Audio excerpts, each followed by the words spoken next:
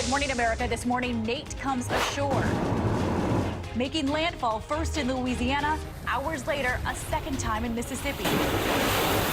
Flooding parts of Biloxi, cars underwater, roads and streets impassable. This is by far the strongest winds we've seen all night. This stranded family rescued from the rising water, and Nate now heading north with threats of tornadoes and flash flooding. Who's in the danger zone this morning? Tough tweets. President Trump is taking aim at North Korea, saying that diplomatic efforts by previous presidents went nowhere. And now only one thing will work. As the president is pressed on his calm before the storm comment, Nothing to clarify. he's now acknowledging he's had disagreements with his own Secretary of State. And mind of a mass murderer, what investigators are now saying about Las Vegas gunman Stephen Paddock's mental state, as we hear from a man who came face to face with him. He said he was terribly depressed and that his life was miserable. Plus, the chilling note found in his hotel room, what it reveals. And a pregnant woman at the concert shielded from bullets by her brother, celebrating a new life this morning. Live from ABC News in New York, this is Good Morning America.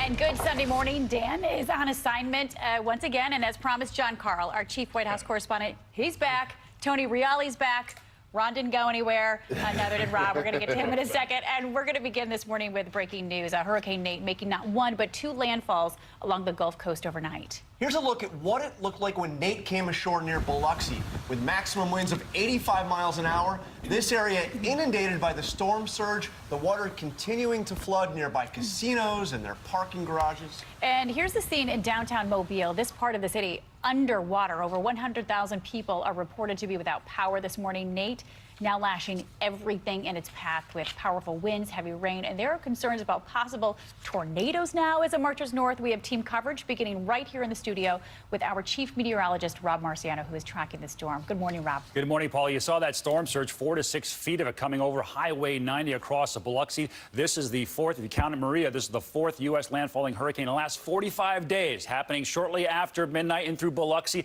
Actually, the eye coming right over Keesler Air Force Base, where, ironically, that is where the Hurricane Honor aircraft and squadron are based, so they didn't have to go too far there. Right now, it's about 100 miles west-southwest of Montgomery, Alabama, and the path of this is going to go across the Dixie Alley, across the Tennessee Valley, or the Ohio Valley, and then what's left of it actually gets up into the northeast by late tomorrow into Tuesday. With it comes some wind. Now, this is a lopsided storm. There are tropical storm force winds that extend about 100 miles east of it. Nothing to the west of it. So Atlanta later on today could see 40-mile-an-hour wind gusts, so more power outages and potentially some heavy rain along its path. Speaking of its path, we have tropical storm warnings that are posted through much of Alabama and just outside of Montgomery is ABC's Victor Okenda. Victor, give us a sense of what's happening where you are. Good morning, Rob. We are in the middle of it now. The strongest rain and the strongest winds that we've felt so far this morning, just north of Montgomery, right off Interstate 65. You can really see the rain coming down and the water just rushing down this hill right here behind me. Central Alabama just getting pounded by Nate's rains and winds this morning. Rainfall rates, we've got about 2 inches per hour here, another 4 to 6 inches of rain expected, leading to some very dangerous conditions here. You've got a flash flood watch throughout most of the area through Sunday. And another major concern, of course, with this part of the storm, tornadoes. So much of Alabama, especially the central and southern part, under a tornado watch throughout the rest of the morning. Some 59,000 customers right now without power, the bulk of them, according to Alabama Power, in the Mobile area. 56,000 of those customers coming from Mobile. So right now with conditions like this, people are being told to stay inside, shelter in place, stay safe. Although Nate has weakened, it is still packing quite a punch. John, Paula? It certainly is. Victor, thanks for your reporting this morning. And the city of Biloxi, Mississippi was pounded by wind and heavy rain when Nate made its second landfall on the Gulf Coast, and now it is dealing with storm surge. This is the first hurricane to make landfall in Mississippi since Hurricane Katrina in 2005. ABC's Steve Osunsami is there with more. Good morning to you both. We are right now on the beach. The Gulf of Mexico is over there. Behind me are the casinos that were flooded in the background. But take a look. There's someone out there who's missing something. The winds were strong enough to blow this large sailboat onto the beach. The cleanup here officially begins today. Early this morning, Hurricane Nate rushed ashore near Biloxi, Mississippi. The storm came with near 85-mile-an-hour winds and crashing waves. US 90, the highway on the beach in the way of the storm, was no match, and in places was under several feet of water. For many visiting like ourselves, it was the only road in or out. The storm surge came in late and fast, and it's a good thing the bottom of the casinos here are parking garages, because they were flooded. The few cars that weren't moved in time were floating in the waves. Some of the casino hotels still had guests trapped inside. This is by far the strongest winds we've seen all night. The eye wall is right here. We're about to enter the center of this storm, the center of this eye wall. It's about to cross just in the next few moments. The rain came fast. This stranded family had to be rescued after getting stuck in the storm. And this tree, brought down by strong winds, knocked down power lines. Thousands here are in the dark this morning. The president has signed this emergency declaration, already ordering federal aid. City officials this morning say they are thankful. No one hurt that they know of, no homes even destroyed that they know of. Right now, they're going to have to deal with the water that they're cleaning out of the casinos, but those hotels should be opening within the next day or two. You know, it's not quite what officials here had feared just a day ago. Paula. They're breathing a sigh of relief. Steve, thank you so much for your reporting from Mississippi. And just moments ago, we spoke with Biloxi Mayor Andrew Gillich. And we understand that you really took the brunt of Nate's wrath right there in the Gulf Coast. Can you describe what the storm felt like as it was passing through? Well, in moments it was not, continually battering of, with the wind and the rain, but it was intense there. And again, I think the disorganization and the speed of the storm helped us, in our outcome. I think we were very fortunate in that. It moved through very fast. It was not like Katrina that seemed to linger, or some of the other storms this year, especially Harvey. So this morning you're waking up, the sun's coming out, crews are assessing the damage. You guys are dealing with the aftermath. What are you expecting to see? Just a normal debris situation is what we're going to kind of line up all our recovery and debris removal contractors to get things passable. I think we're overall very, very grateful that we skated through this one. Yeah, Mayor, sounds like you're breathing. It sounds like you're breathing a sigh of relief this morning. I am. I surely am. So we're thankful. We're thankful for everybody's prayers who are thinking of us right in the middle of it. And as you go through these storms, you just never know. So we prepared, for the worst, and we came out all right. Sounds good. Mayor, our thoughts are with you as the recovery process begins, and thanks for joining us this morning. Thank you very much. Yeah, have a good morning. You too. And now to New Orleans, because they may have dodged a bullet in all of this as well. The Big Easy is getting off easy. The city spared Nate's most ferocious winds. ABC's Gio Benitez is there. Gio, good morning. Hey, John and Paula, good morning to you. Listen, everyone here talks about those water pumps to get water out during a rainstorm, because just a few months ago, during a regular rainstorm, a lot of New Orleans was just flooded because many of those pumps weren't working. So with that in mind, you saw people just leaving town here.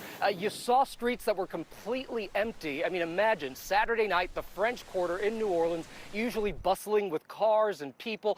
It was just totally empty. It looked more like a ghost town, and that's because officials weren't taking any chances. They put a short curfew in place to make sure people were inside, indoors, and safe and away from any potential flooding. So thankfully, we did not see any flooding here, but it's incredible to see how this threat of flooding actually shut down this city. In fact, the only cars we saw were actually police cars.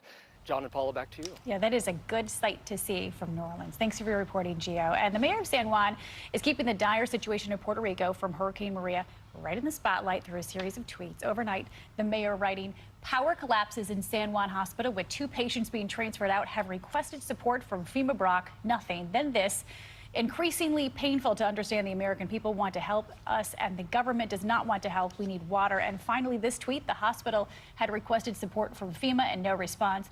Oh, sorry, they are collecting data. And of course, the criticism of her is she has time to tweet, she has time to make T-shirts, but she doesn't have time to actually... She might try calling the FEMA director. As of last week, she had not even met with the director. So we want to move on. The mayor has sparred with President Trump in the past, and as for Nate, this is President Trump's fourth test from Mother Nature in just 2 months. But it is North Korea that has been on the president's mind this weekend, with more ominous words directed at Kim Jong-un. North Korea releasing pictures of their leader overnight. ABC's Cecilia Vega is at the White House. Good morning, Cecilia. Good morning to you, my friend. Good to see you there in New York. Ominous words, as you say it yet again. And despite all of these attempts to get the president to clarify exactly what he means, it seems President Trump wants to keep the world in suspense. Another day, another vague threat against North Korea from President Trump. This one as he was leaving the White House, headed for an overnight fundraiser in North Carolina. Asked what the one thing is that will work with Pyongyang. Well, you'll figure that out pretty soon. A tweet earlier in the day not offering much clarification. The president writing, presidents and their administrations have been talking to North Korea for 25 years. Agreements made and massive amounts of money paid. Hasn't worked. Agreements violated before the ink was dry, making fools of U.S. negotiators. Sorry, but only one thing will work. It follows last week's ominous message delivered while surrounded by his top military leaders. Maybe it's the calm before the storm. What storm, Mr. President? You'll find out. And since then, he's refused to explain. We pushed. Mr. President, what did you mean by calm before the storm yesterday? What did you mean by that? Thank you very much. Only to be met with a wink. You'll find out. And reporters tried again. Nothing to clarify. But the president did say he has confidence in his Secretary of State, despite a report that Rex Tillerson called his boss a moron and threatened to resign. Very good relationship. I have a very good. That was fake news. But that's not all. After the president blasted Tillerson, saying he was wasting his time trying to negotiate with Kim Jong-un, now this. We disagree on a couple of things. Sometimes I'd like him to be a little bit tougher. But other than that, we have a very good relationship. So some tough words there. But as for his chief of staff, President Trump says has nothing but praise for General John Kelly, despite these reports that are out there that Kelly has grown frustrated with his job here at the White House. The president says he's doing an incredible job. He says that he expects him to be in this position for the remainder of his, he says, 7 years here in the White House. John, he calls him one of the best people he's ever worked with. 7 years, huh? So, Cecilia, I've got to ask you, more tweets, a lot of tweets this weekend. This one caught my eye about Chuck Schumer. He says, I called Chuck Schumer yesterday to see if the Dems want to get a great health care bill. Obamacare is badly broken, big premiums, who knows? So who knows? He called Chuck Schumer, and he admitted that he placed the call. What's going on?